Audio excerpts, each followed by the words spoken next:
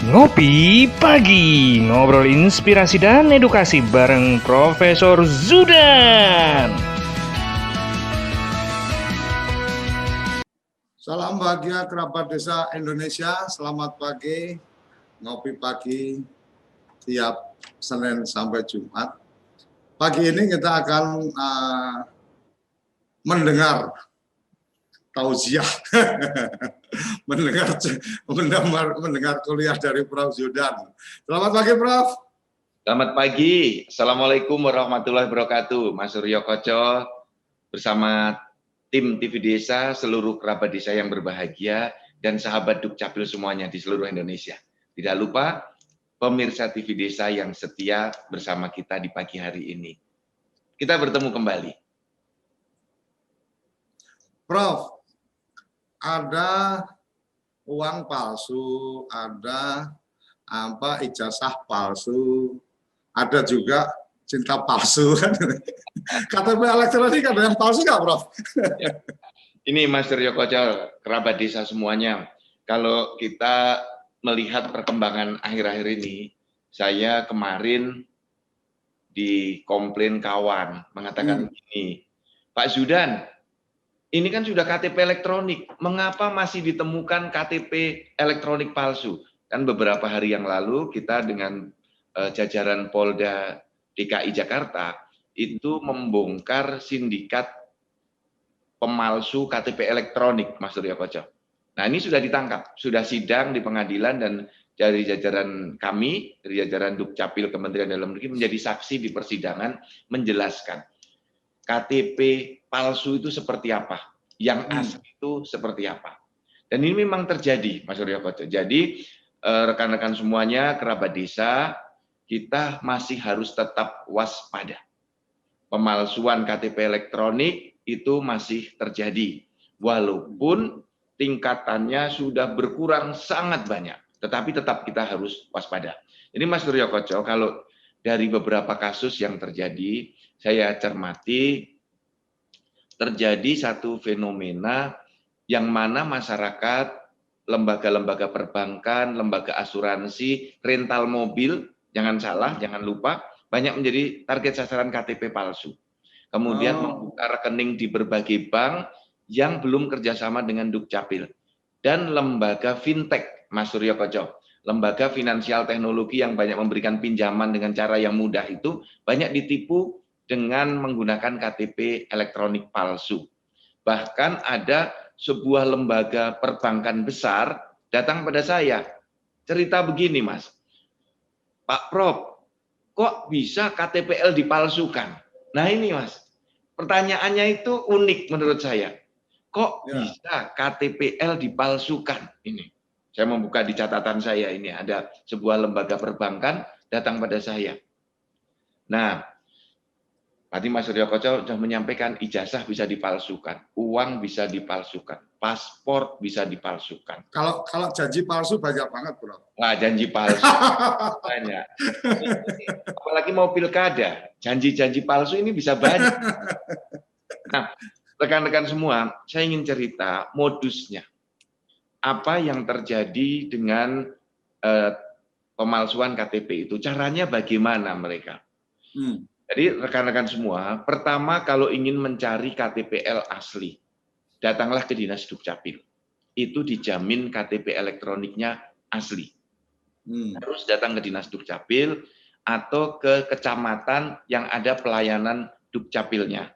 Atau di kelurahan, seperti di DKI Jakarta. Itu pelayanan sudah di tingkat kelurahan. Nah, modus pemalsuannya itu pertama mereka menggunakan bahan asli. Blankonya asli, dan blanko asli ini merupakan blanko bekas. Ini dilakukan sebelum kira-kira tahun 2018. Nah, setelah kami menemukan KTP elektronik palsu dengan bahan asli, maka kebijakan di Kementerian Dalam Negeri pada waktu itu, Mendagrinya Pak Cahyokumolo, memerintahkan pada kami semua sisa KTP elektronik yang rusak untuk dibakar. Itulah ceritanya mengapa KTPL yang rusak, KTPL yang ganti elemen data, KTP-nya nggak rusak, ganti elemen datanya. ganti alamat, ganti pekerjaan, itu belangkonya masih bagus-bagus, Mas. Nah, itu dibakar tahun 2018. Nah, kemudian yang kedua modusnya menggunakan belangko yang betul-betul palsu. Jadi tidak ada chipnya. Ini mudah diidentifikasi. Yang ketiga, belangkonya palsu, datanya juga palsu. Jadi fotonya diubah, alamatnya diubah, namanya diubah, gitu. Nah, saya ingin memberikan contoh-contoh. Mungkin teman-teman atau Mbak Diana bisa menunjukkan contoh KTPL yang palsu dan modusnya. Ini. Pertama, kalau kita melihat kerabat desa semuanya, KTPL yang palsu itu diklentek. Diklentek itu apa ya? Dikelupas. Dikelupas. Jadi nanti dia lepas. Ayo. Nah, seperti ini. Oh ya. Nah, nanti dibawa ke percetakan itu diganti fotonya. Ini modus pertama, dengan belangko asli. Dia kelupas. Setelah itu nanti itu pakai minyak kayu putih kalau nggak salah, pernah saya lihat di YouTube. Ya, bisa dengan minyak kayu putih atau nanti ditutup. Ditutup. Nah, ini modus yang kedua seperti ini.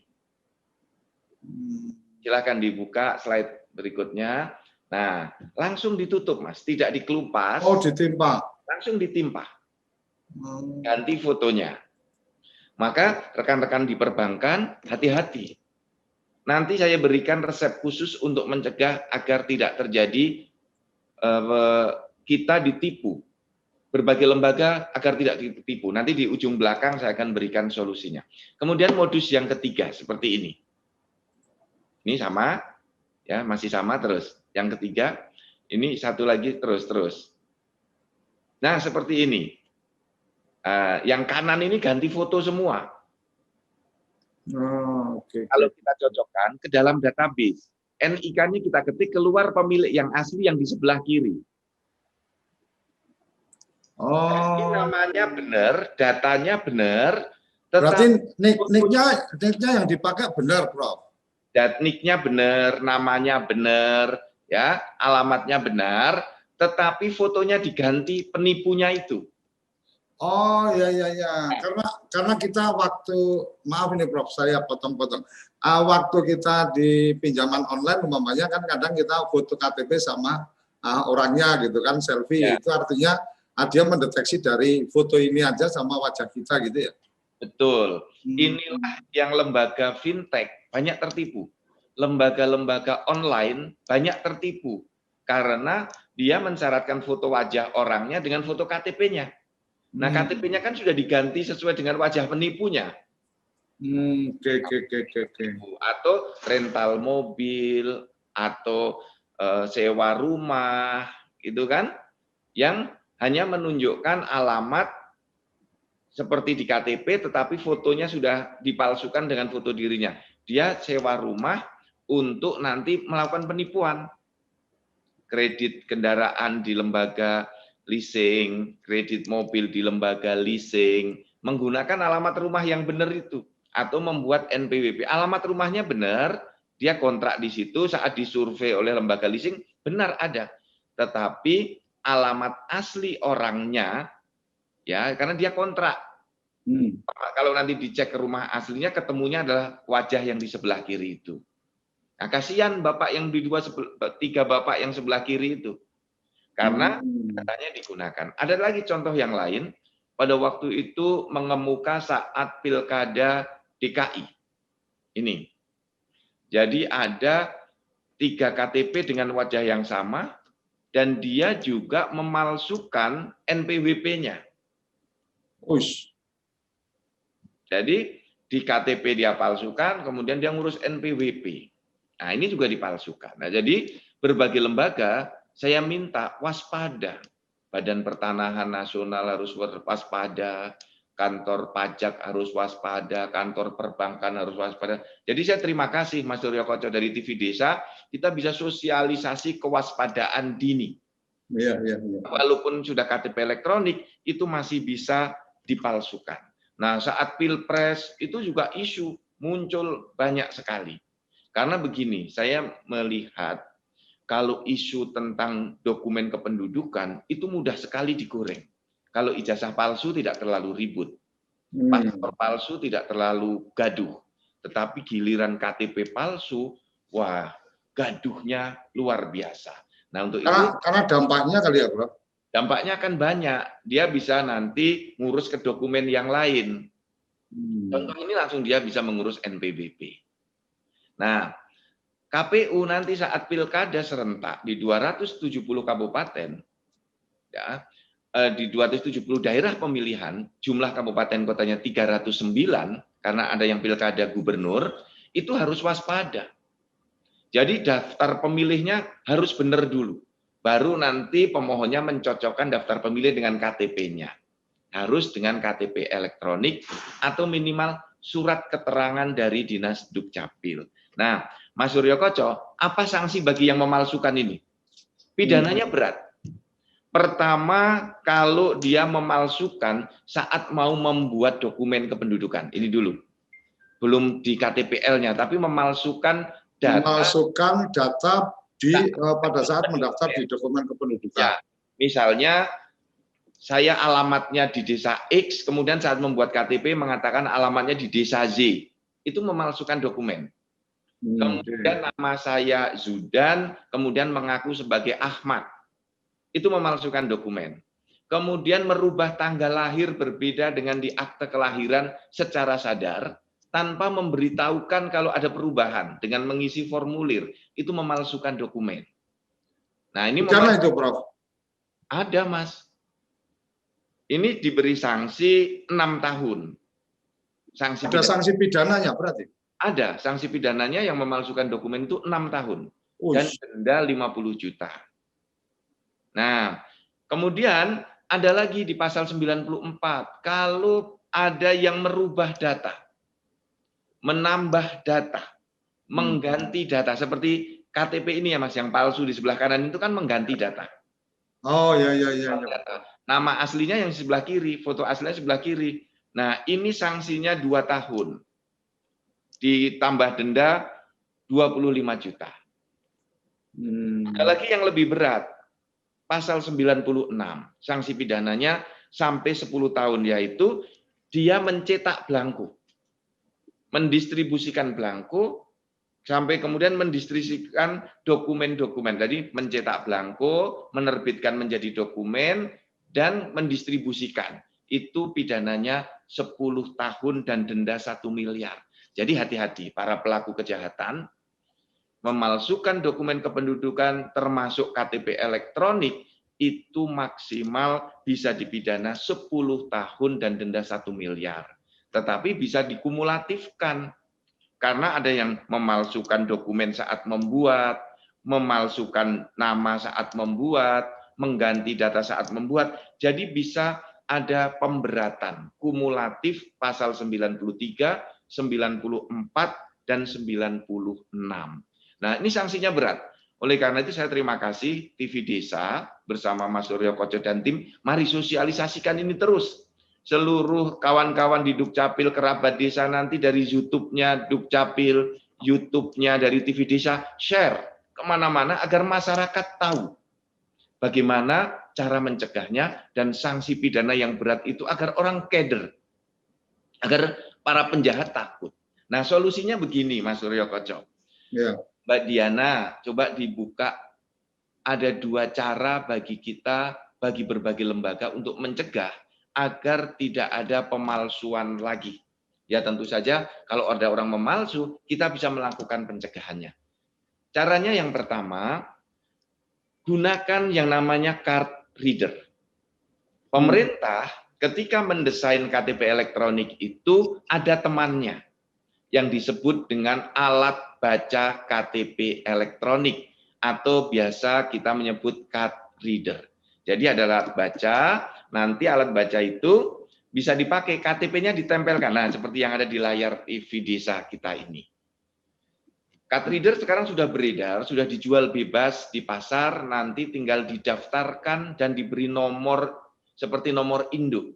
Sehingga kita bisa memonitor lembaga mana yang memakai dan dipakai dengan benar atau tidak. namanya card reader. Sudah ada 9 atau 10 perusahaan yang memproduksi. Card reader itu berarti KTPL-nya ditempel kemudian akan Keluar datanya, bisa akan ketemu data-datanya gitu. Nanti dalam card reader itu KTPL ditempel, kemudian ada lubang untuk pasang sidik jari, Mas. Jadi yang membawa itu pasti dipastikan cocok dengan sidik jari. Kalau KTP dibawa orang lain, nanti saat dibaca tidak akan terbaca.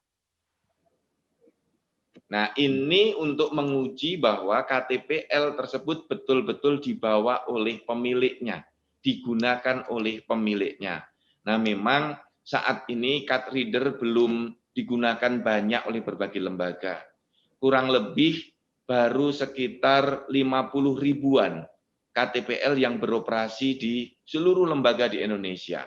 Beberapa lembaga yang sudah menggunakan, yang paling banyak adalah lembaga perbankan, seperti Bank BNI, Bank Mandiri, BRI, Bank Sentral Asia, kemudian beberapa lembaga asuransi juga sudah menggunakan, kemudian BPJS Kesehatan dan BPJS Ketenagakerjaan.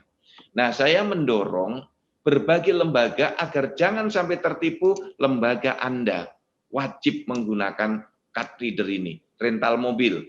Ini kan paling rawan, Mas. Mobilnya dibawa, KTP-nya palsu, hilang mobilnya. Maka bagi yang mau rental mobil, datang.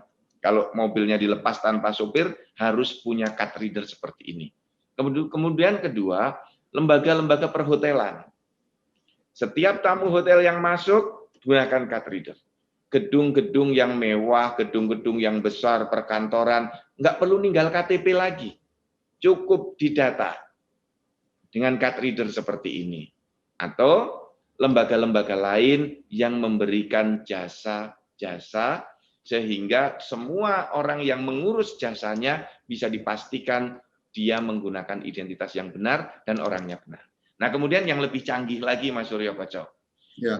Pemerintah menyediakan yang namanya akses data kependudukan. Jadi kerjasama Dukcapil dengan berbagai lembaga. Ya. Nanti lembaga itu diberi password untuk bisa ngetik membuka NIK pelanggannya. Jadi misalnya ada seseorang ingin kredit sepeda motor, dicek NIK-nya berapa, dia kirim NIK-nya, dicek oleh lembaga leasing itu, cek. Ngeceknya bukan dengan KTP penduduk itu, bukan, tapi langsung ke data center di Dukcapil Kementerian Dalam Negeri. Nanti akan dijawab cocok NIK-nya atau tidak cocok, atau dijawab sesuai atau tidak sesuai. Ini juga lembaga fintech perlu seperti itu. Nah, ini OJK harus mendorong dan memberi kemudahan kepada berbagai lembaga, lembaga keuangan perbankan dan lembaga keuangan bukan perbankan agar bisa mengecek keaslian data penduduknya, keaslian data KTP elektroniknya. Karena ini sangat krusial. Seperti itu, Mas Suryo Koco, pengantar awal dari saya. Terima kasih.